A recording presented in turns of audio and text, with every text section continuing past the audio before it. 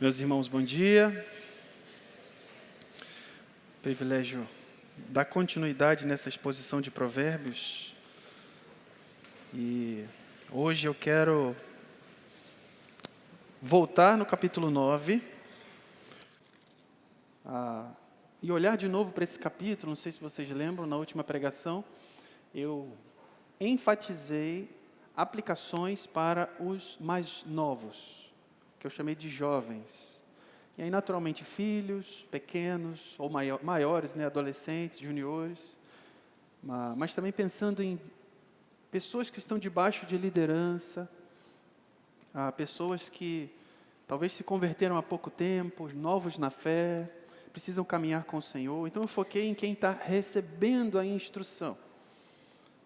E, naturalmente, todos nós, em algum nível, em alguma área, estamos recebendo instrução. Então, tinha aplicações para todos. Hoje eu quero enfatizar as aplicações para aqueles que instruem.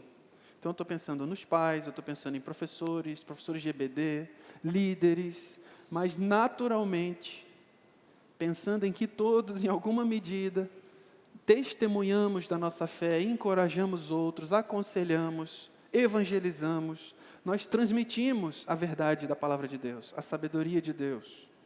Então, e aliás, já uma aplicação para os mais novos aqui, relembrando, a última aplicação na outra pregação foi sobre a graça, o legado da sabedoria, a graça comprometida. Nós recebemos sabedoria de pessoas, de Deus por meio de pessoas, e nós somos convidados a nos comprometer e transmitir à próxima geração. Não sei se vocês lembram. Então, há um legado, há uma continuidade. Então, certamente, você que é mais novo, você que é junior, você que é criança, tem 7 anos, 8 anos, 9 anos, você também fique atento, porque um dia, Estevão, pela graça de Deus, quem sabe, você pode estar aqui, ou liderando um grupo, ou ensinando os seus filhos. Então, vai ter aplicações para você também. Então, fique atento. Anote, Agatha? Caderninho, folhinha. Guarde essas informações, volte a elas no futuro. Penso que vai ser muito relevante para a sua vida. Então, embora eu esteja enfatizando um grupo mais velho ou mais maduro, eu penso que todos vão poder tirar aplicações e aplicações importantes. Jasmine, inclusive, enquanto preparava essas aplicações, eu fiquei pensando assim, eu vou falar sobre o que os seus pais fazem com você. Então, puxa, eu não sabia que era assim. E você vai poder ajudar eles no ensino a você e aos seus irmãos. Tá joia, gente? Então, fiquem atentos, fiquem atentos. Penso que todos vão poder desfrutar dessas aplicações. Mas antes de ler o texto, novamente, eu quero orar com vocês, mais uma vez. Senhor, nós dependemos do Senhor. Nós fomos criados pelo Senhor. E como Deus sábio, o Senhor transmite, comunica a sua sabedoria às suas criaturas humanas. Obrigado a Deus por esse privilégio de reconhecer que dependemos do Senhor, mas que temos abundância de graça e de verdade do Senhor para nós. Não nos falta. Mas também, ó Deus, nós caímos em pecado. O nosso coração nos engana, a nossa mente, a nossa compreensão da vida, de quem é o Senhor, de quem nós somos, de quem é o próximo e do mundo que vivemos, nós entendemos errado e tomamos decisões ruins. Por isso, Deus, nos corrija as nossas expectativas, nossas motivações, corrija, ó Deus, as nossas emoções, o nosso raciocínio. Faça isso por nós, ó Deus. E que bom é saber que Jesus nos chamou de volta para viver debaixo do Teu reino, dependendo da Tua sabedoria, que nos conduz nessa vida, e mais do que isso, nos conduz à vida eterna, plena, diante do Senhor. Por isso, ó Deus, guia os nossos passos, começando pelo nosso coração. Confronta-nos, encoraja-nos nessa manhã. A mim e aos meus irmãos aqui presentes. em nome de Jesus. Amém. Provérbios 9. Deixa a sua Bíblia aberta aí. Provérbios 9. Eu vou ler na NVI. Penso que vai projetar aí também, né, Josh? Provérbios 9, de 1 a 18. Eu vou ler o texto completo, tá bom? A sabedoria construiu sua casa, ergueu suas 7 colunas, matou animais para a refeição, preparou seu vinho e arrumou sua mesa, enviou suas servas para fazerem convites, desde o ponto mais alto da cidade, clamando: venham todos os inexperientes, aos que não têm bom senso, ela diz: venham comer a minha comida e beber o vinho que preparei. Deixem a insensatez e vocês terão vida. Andem pelo caminho do entendimento. Quem corrige o zombador traz sobre si o insulto. Quem repreende o ímpio mancha o próprio nome. Não repreenda o zombador, caso contrário, ele o odiará. Repreenda o sábio, e ele o amará. Instrua o homem sábio, e ele será ainda mais sábio. Ensine o homem justo, e ele aumentará o seu saber. O temor do Senhor é o princípio da sabedoria, e o conhecimento do santo é entendimento. Pois por meu intermédio seus dias serão multiplicados, e o tempo da sua vida será prolongado. Se prolongará, desculpa. Se você for sábio, o benefício será seu. Se for zombador, sofrerá as consequências. A insensatez é pura exibição, sedução e ignorância. Sentada à porta de sua casa, no ponto mais alto da cidade, clama aos que passam por ali, seguindo o seu caminho. Venham todos os inexperientes, aos que não têm bom senso, ela diz: a água roubada é doce, e o pão que se come escondido é saboroso. Mas eles nem imaginam que ali estão os espíritos dos mortos, que os seus convidados estão nas profundezas da sepultura. Então, só relembrando, capítulo 9 de Provérbios tem um desenho. Ele desenha para você 2 montes, 2 mulheres com casas no alto desses montes, numa cidade, ambas fazendo um convite. A senhora sabedoria trabalhou, preparou tudo, um banquete, construiu a casa, preparou o vinho e convida o inexperiente, aquele que ainda não se decidiu que caminho vai seguir. E do outro lado, no finalzinho, versos 13 a 18, a mulher insensatez. Ela é preguiçosa, altiva e falsa. Ela conta mentiras, faz um convite perigoso, usa um ditado, um provérbio para parecer que é sábia, mas não tem conteúdo nenhum, é só uma embalagem vazia. E ela conduz aqueles que o ouvem à morte. A senhora sabedoria conduz aqueles que a ouvem à vida. E no meio do capítulo, o pai mostra ao filho: filho, que caminho você vai seguir depende da disposição do seu coração. Como você ouve a instrução, se você é submisso, é grato, se arrepende quando erra, ou se você endurece o coração e se enfurece contra quem te repreende. E aí o pai lembra que o princípio da sabedoria tem a ver com o temor ao Senhor. Então, filho, o caminho que você vai decidir tem a ver com a disposição do seu coração e o seu relacionamento com Deus. É isso que vai definir qual caminho você vai seguir, Thales. Essa é a estrutura do capítulo. E vocês lembram que o capítulo 9 tem um eco do capítulo 1. Muito parecido. O propósito da sabedoria, conduzir para a vida, tanto os inexperientes quanto os sábios. 2 convites, o pai e a mãe ensinando em casa, e os maus convidando para cometer crimes, pecados. E nos 2 textos, capítulos 1 e 9, você tem o princípio da sabedoria é o temor ao Senhor. Então o pai fecha os seus discursos como ele abriu. Agora a casa está terminada, o pai ensinou o filho, encerramos o 9, a partir do 10 o filho vai tomar decisões. Quais decisões ele vai tomar? É isso que vai definir se ele vai se casar com a sabedoria e desfrutar de uma vida sábia, ou se ele vai se deixar levar pelas más companhias e pelo convite da mulher impura. Como esse texto fala a nós, pais, professores, mais velhos, mais maduros, aqueles que ensinam. Então eu trouxe aqui algumas aplicações para nós. A primeira delas, pensando principalmente que o pai vem desde o capítulo 1 até o 9 instruindo o filho.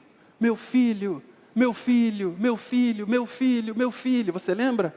Muitos discursos ensinando sobre finanças, sobre preguiça, sobre as más companhias, sobre a imoralidade.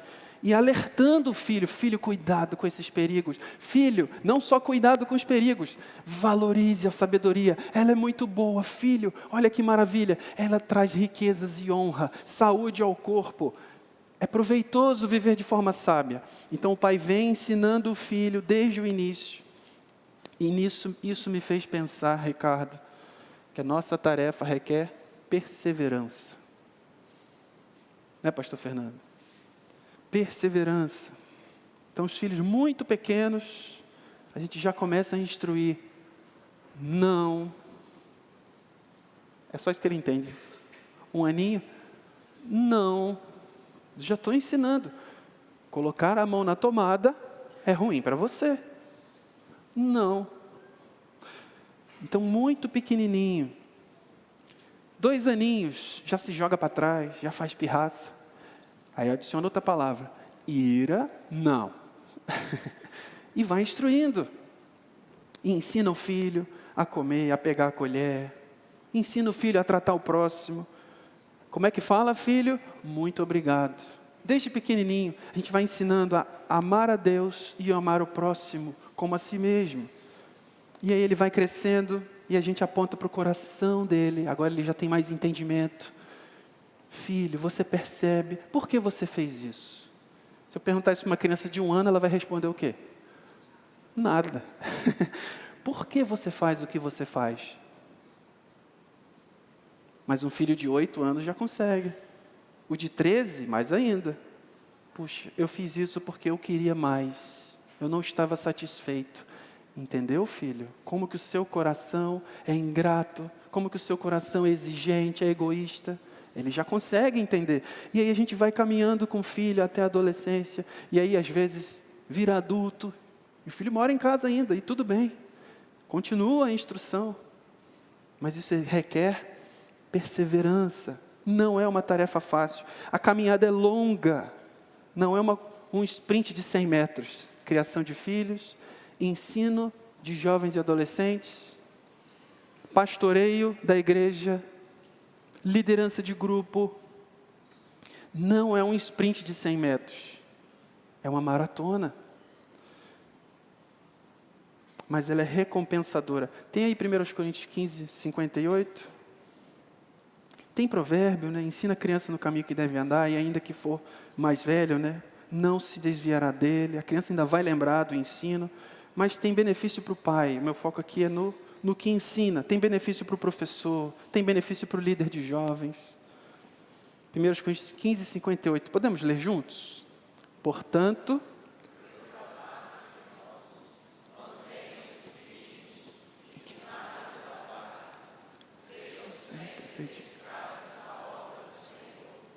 pois vocês sabem que no Senhor o trabalho de vocês não será inútil. Então vai exigir tempo de qualidade, tempo de quantidade. Precisa priorizar a família, os filhos. Mas eu também vou precisar disponibilizar de tempo, né, Cícero? Para discipular o jovem, para confrontar o pecador. É desgastante, é cansativo, desafiador demais, mas é recompensador. No Senhor, o nosso trabalho não é vão. Então, se você é alguém que exerce instrução, lembre-se disso. o Senhor te convida a uma maratona. E isso me faz pensar, Lucas, que no meu pecado, às vezes eu quero exigir do meu filho uma resposta imediata de sabedoria. Calma, calma, é uma maratona. Talvez ele não vai entender hoje, mas vai entender lá nos adolescentes com o tio Lucas, aquilo que você ensinou a vida inteira. E tudo bem, e tudo bem. Glória a Deus por isso. É uma maratona, a gente não precisa. Responde, moleque, cresce, seja sábio. Eu erro nisso, você erra nisso? Calma, é uma maratona. É uma maratona. Lembre-se disso. É perseverando que a gente exerce a nossa função de ensino.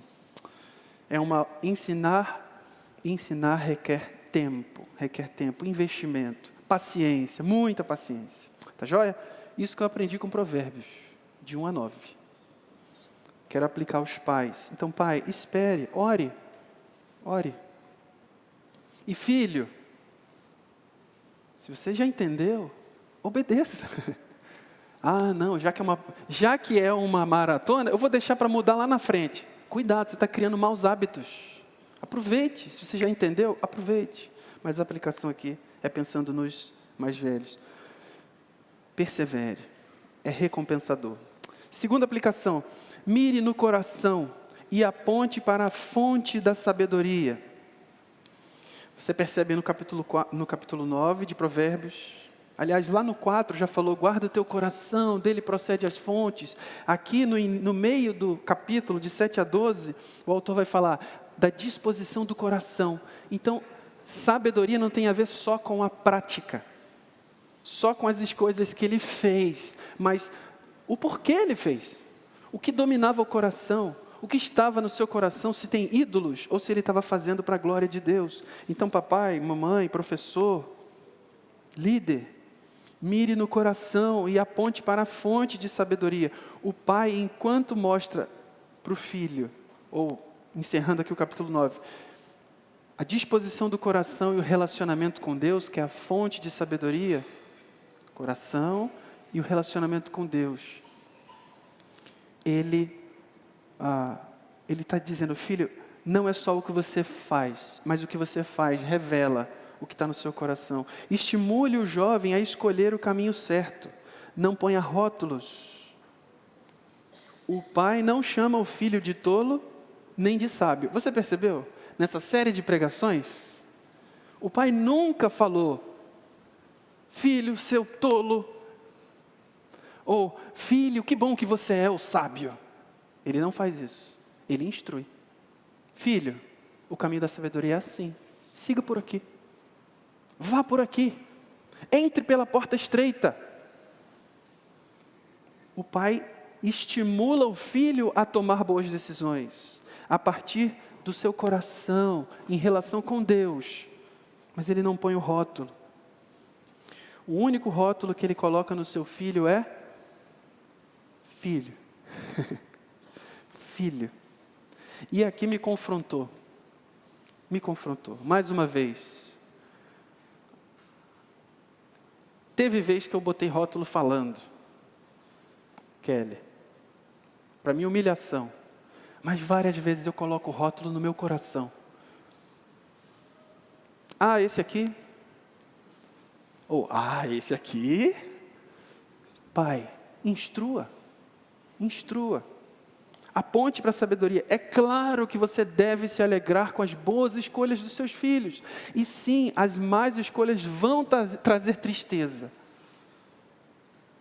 Mas lembre-se, é uma maratona. Tem relação com Deus, disposição do coração. Vai muito além das escolhas individuais. E o Senhor, que é gracioso e convida os insensatos ao banquete.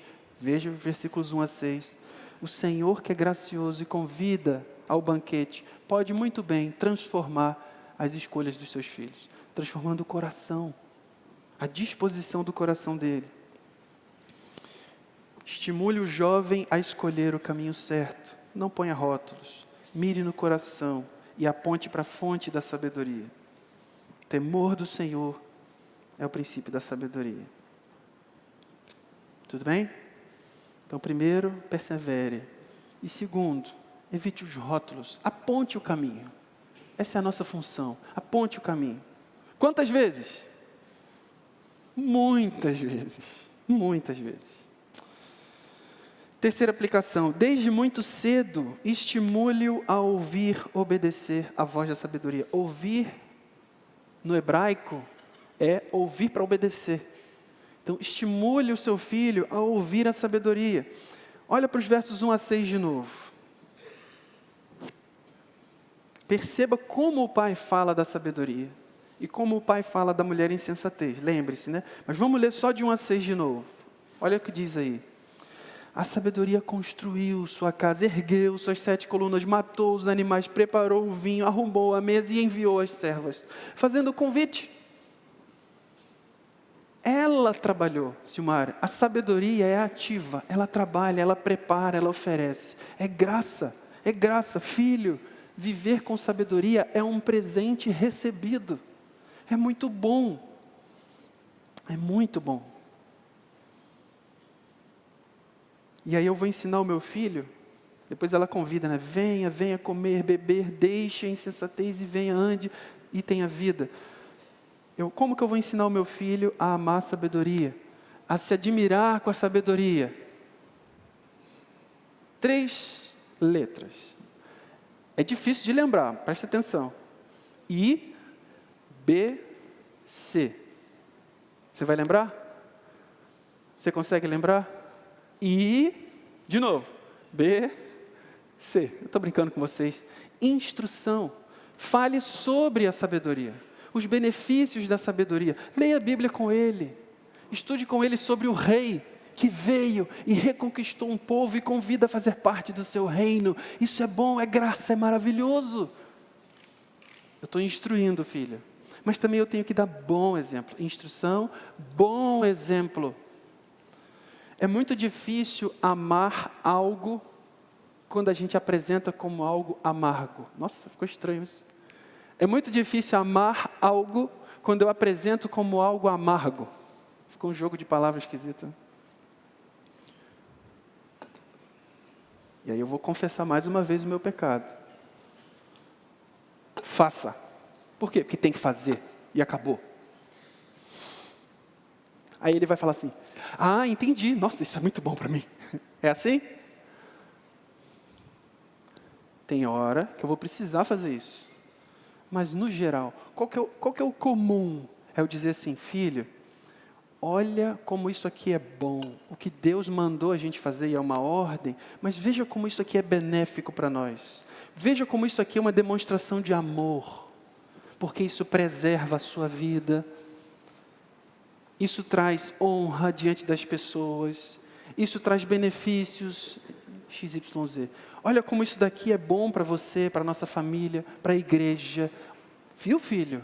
Então, vamos fazer? Percebem? Eu falei a mesma coisa de um jeito diferente. Eu instruí o meu filho, mas eu mostrei para ele como aquilo é bom, como aquilo é proveitoso. E é ou não é, gente? A gente não serve um Deus que é um carrasco, que fica de olho, e ai de você, se você pecar, eu vou.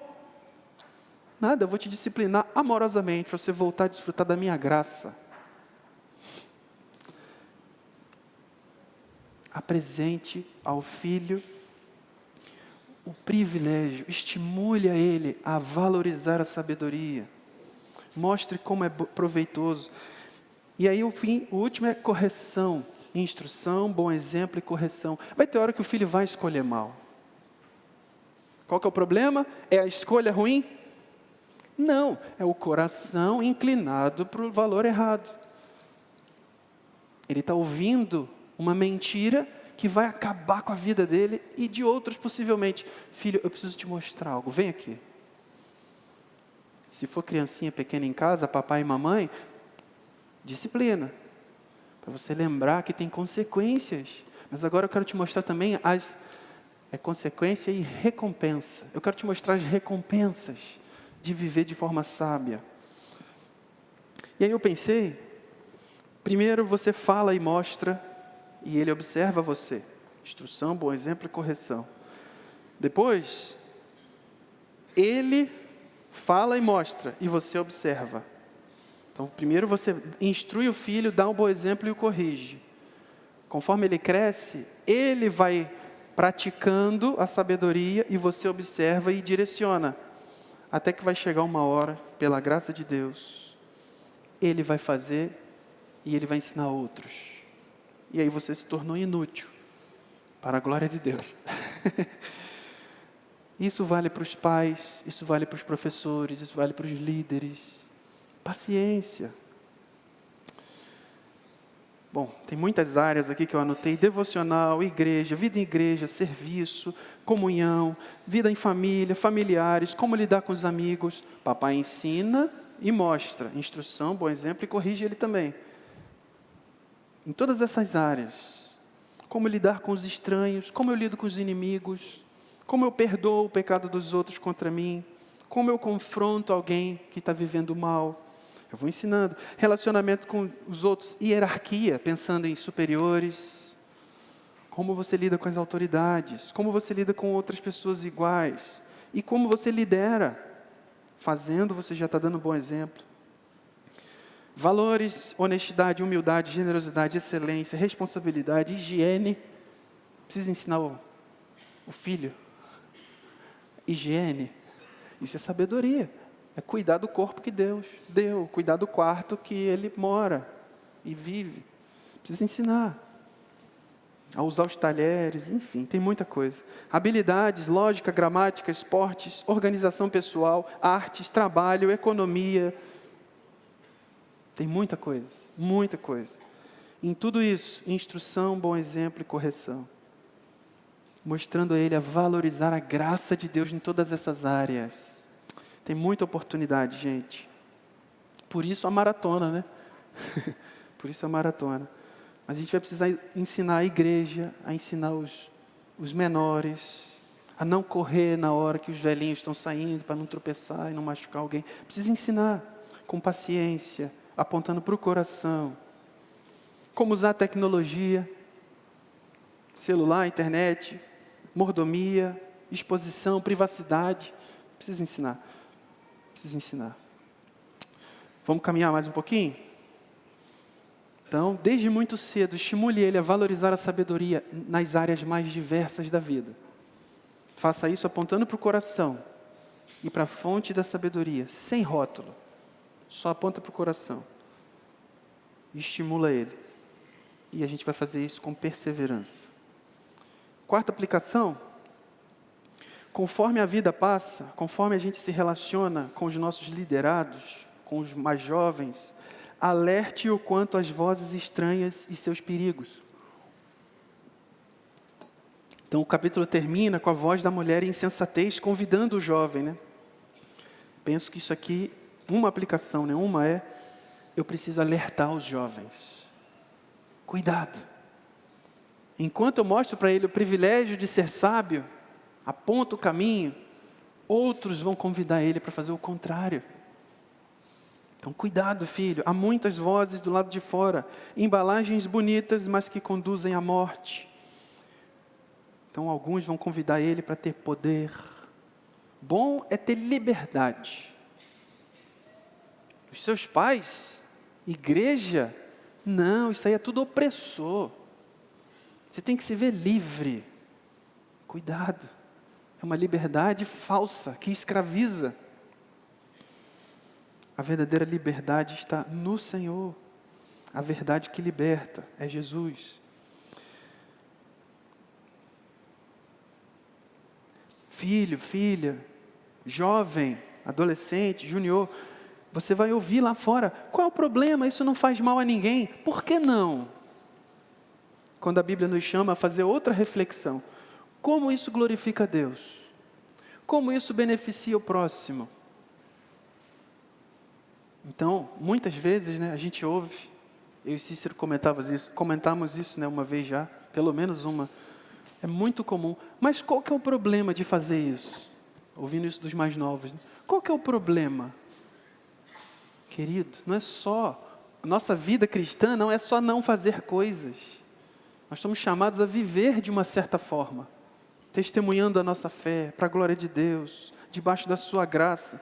Então não é só não fazer o errado, é fazer o certo, é ser intencional no caminho de sabedoria. Eu preciso alertar o meu filho disso.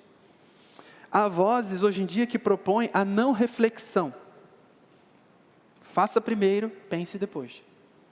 Você tem que curtir, você tem que se conhecer, conhecer o seu corpo e por aí vai. A boa vida é a vida sem regras. Mentira, é um engano, isso é um engano. A boa vida ela é vivida debaixo dos limites que o Deus gracioso impõe. Por graça. Leia Eclesiastes 11:12. Jovem, faça, veja, tudo onde seu olho alcançar, viva, aproveite, mas lembre-se, você está diante daquele a quem você vai prestar contas. Então sim, aproveite, mas tem um Deus no céu, tem um rei. Hoje em dia tem vozes que dizem que você é o que você sente. Sabia disso? Quem está na faculdade já identificou. Você é o que você sente. Os mais velhos falam isso também. Eu sou irado. Olha o rótulo. Lembra do rótulo que não é para botar no filho? A gente bota. Eu sou irado mesmo. Nasci assim, cresci assim, minha família era assim, e é isso aí. É? Você é o que você sente? Eu sou melancólico, sou depressivo. Nada me muda, não adianta, não força. Eu tenho meu tempo, espera. Eu vou sair aqui da fossa, uma hora eu saio. Espera aí, será que é assim? A vida é assim? Você é refém do que você sente, do que você pensa? Não é. Eu sou hétero. Porque eu me sinto hétero, eu sinto atraído. Eu sou homem e me sinto atraído por mulheres, então eu sou hétero, porque eu sinto. Mas o meu coleguinha, não, ele sente outra coisa. Então ele é aquilo ali. É isso que o mundo está propondo. Você é o que você sente. Aí coloca um rótulo.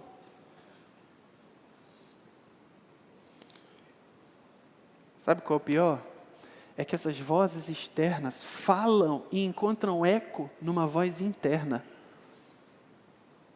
Há uma voz dentro de nós que nos faz surdos a Deus. E é isso que nós vamos ensinar para os nossos filhos. Filho, cuidado com as vozes externas que propõem uma vida diferente da que Deus propõe. Você quer ver um exemplo? Vai comigo, Joshua, me perdoa. Eu falei que não ia fazer. Vai comigo para 2 Coríntios capítulo... 1 Coríntios capítulo 6. Abre aí sua Bíblia. Não precisa projetar não, Joshua. Deixa o pessoal abrir a Bíblia, é bom. É bom. Ou abrir fisicamente no papel, ou abrir virtualmente no celular. 1 Coríntios capítulo 6.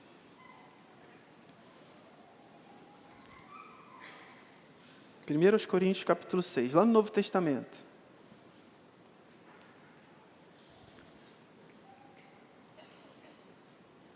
Olha o que Paulo fala para o povo de Corinto. Se tinha uma igreja para ele rotular, era essa. Mas percebam como ele lida com pecadores. 1 Coríntios 6, de 9 a 11, diz assim: vocês não sabem que os perversos não herdarão o reino de Deus? O reino. Não se deixem enganar. Percebam os rótulos. Nem imorais, nem idólatras, nem adúlteros, nem homossexuais, passivos ou ativos, nem ladrões, nem avarentos, nem alcoólatras, nem caluniadores, nem trapaceiros herdarão o reino de Deus. Assim foram alguns de vocês, mas vocês foram lavados, foram santificados, foram justificados no nome do Senhor Jesus Cristo e no Espírito de nosso Deus. Portanto, qual que é o rótulo que vocês têm? Lavados, santificados, justificados. É assim? É esse tipo de relacionamento que você tem com Deus? Então corrija a inclinação do seu coração. É isso que Paulo está fazendo com os coríntios, que nós podemos fazer muito bem com os nossos filhos. Filho, Você foi criado à imagem de Deus, para ser justo, santo, verdadeiro, bondoso, paciente. Ah, pai, mas eu sou pecador. Só que você não precisa ser. Jesus veio a esse mundo para nos tirar do reino das trevas e nos convidar para o reino do seu Filho, onde a gente vive a nova realidade, para a qual nós fomos criados. Filho, você agora está sendo transformado à imagem de Jesus. Creia nele. Viva com esse rótulo, santo. É, pai, é verdade, eu posso. Percebem? Eu não rotulo meu filho, esse aí já era. Ou eu não rotulo meu liderado, esse aí não tem mais jeito. Tem. Confronte, aponte o caminho e deixa ele escolher. Deixa ele escolher. Mas eu preciso alertá-lo. Tem uma voz dentro de você que quer fazer eco com essas vozes estranhas. Cuidado, filho, cuidado. Arrependa-se, volte-se para o caminho da sabedoria. Tá joia? 4 aplicações. Então, primeiro, persevere. Segundo, apontando para o coração, para o caminho da sabedoria, sem rótulos. Terceiro, mostre a ele, mostre pelo seu exemplo e corrija ele para que ele viva debaixo da graça, da abundância da vida sábia. Estimule ele a viver em sabedoria. E quarto, alerte das vozes estranhas, contrárias a Deus, tão danosas. Quinto, o investimento não termina na vida adulta, pensando nos pais especificamente, mas também nos líderes, nos professores. Invista no jovem que busca sabedoria. Olha aí para os versos 7 a 9. De novo. Quem corrige o zombador, traz sobre si... Estou em Provérbios 9, 7 a 9. Quem corrige o zombador, traz sobre si o insulto. Quem repreende o ímpio, mancha o próprio nome. Não repreenda o zombador, caso contrário ele o odiará. Repreenda o sábio e ele o amará. Instrua o sábio e ele se tornará mais sábio. Ensine o homem justo e ele aumentará o seu saber. Invista em quem quer ser sábio. Então, meu liderado cresceu, bem maduro, mas aí ele te faz uma pergunta sincera. Puxa, eu tenho uma dúvida, eu tenho uma questão, eu estou lidando com um problema, preciso de ajuda. Invista nele, para que ele cresça. Ou você observa uma atitude, uma escolha, e você diz, eu acho que eu posso ser útil aqui na vida dele. Aconselhe, invista em quem quer sabedoria. Deixe o jovem fazer suas escolhas e ore por ele. O pai aqui aponta os 2 convites e convida o filho a fazer escolhas. Então, mesmo depois que o filho vai fazer escolhas, o nosso investimento continua. Eu preciso ser confrontado, eu preciso ser aconselhado, todos nós. Então aproveite aqueles que estão no caminho da sabedoria e estimule, invista. E para aqueles que se endureceram, o texto é duro, diz, não repreenda o zombador. Não repreenda.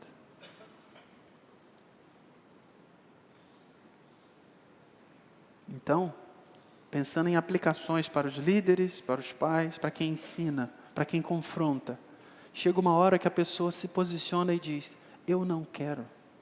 O que a gente faz? Ora. E espera. Lembra que é uma maratona? É longo prazo.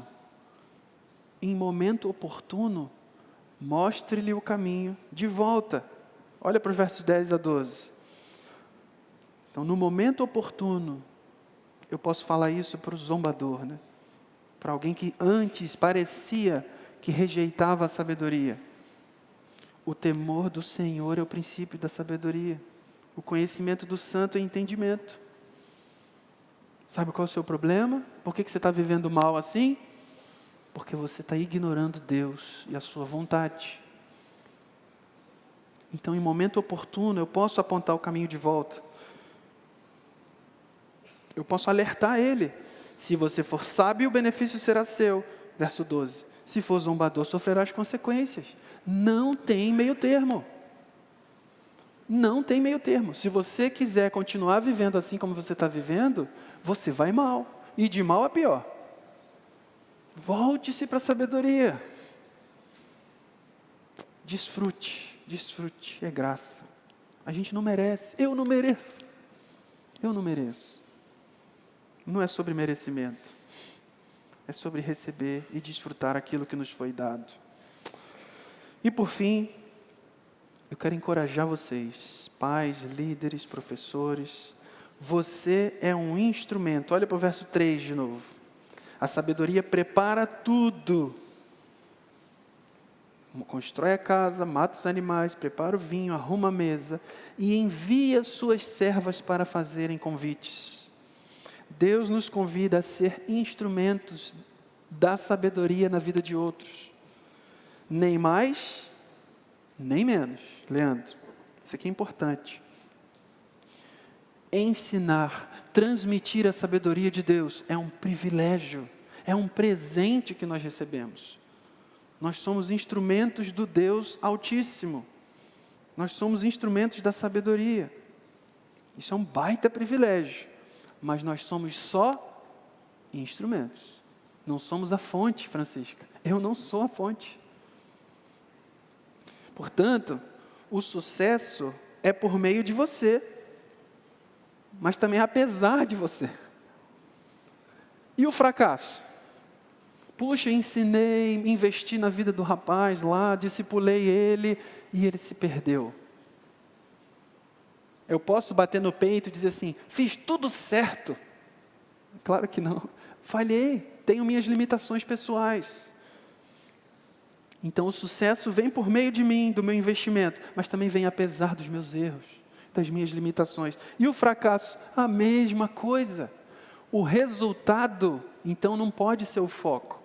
Não pode. O foco deve estar na intencionalidade de ser usado por Deus. Fiquei pensando numa aplicação bem prática aqui. Quantas vezes você pediu perdão para alguém que estava debaixo da sua liderança? Pai para o filho, um líder para o liderado, um patrão para o funcionário. Quantas vezes? Quantas vezes você já confessou erro? De falar assim, puxa, peguei pesado aqui. Não precisava. Quantas vezes? Isso é um teste. De reconhecer, eu não sou a fonte. Eu também sou um instrumento. E você pode ser mais um instrumento, mas só isso. Lembram do triângulo da sabedoria que eu desenhei aqui para vocês? Deus, os pais ou os líderes e o liderado, quem está aprendendo. Então pensa assim, a sabedoria é esse triângulo aqui, é assim que funciona, o legado da sabedoria. Deus usa os pais para ensinarem os filhos, ou os líderes para ensinarem os liderados. Só que Deus também age diretamente. Então no fim, Deus não depende da gente, mas nos deu esse privilégio. Então papai, mamãe, professor, professora, enquanto você ensina, você mesmo cresce no processo. O sábio cresce, é o que diz Provérbios. Então é um privilégio para nós. Engaje-se, seja intencional, discipule alguém, caminhe com alguém, para que você cresça. É um privilégio. E a pessoa pode crescer e pode desfrutar no processo.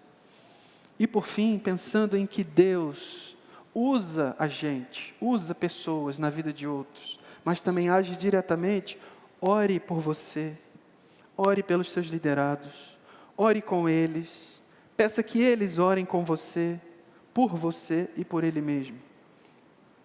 A sabedoria está diretamente ligada ao nosso relacionamento com Deus, que se traduz em relacionamento com o próximo.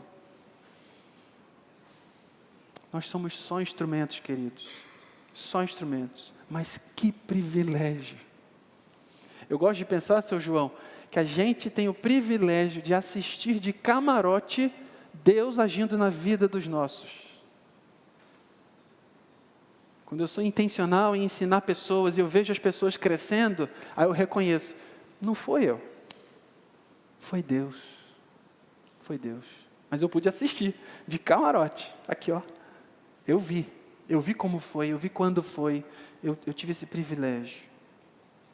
E eu tive o privilégio de transmitir essa verdade e ele creu. Mas eu também tive o privilégio de perceber como eu falhei em transmitir essa verdade, mas Deus foi gracioso em comunicar o coração. A gente erra, queridos. A gente erra.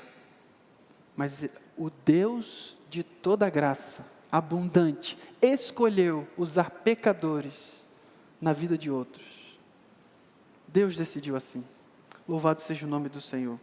Portanto, que o Senhor nos mantenha firmes, perseverantes e nos use para estimular outros a caminhar em sabedoria. Amém?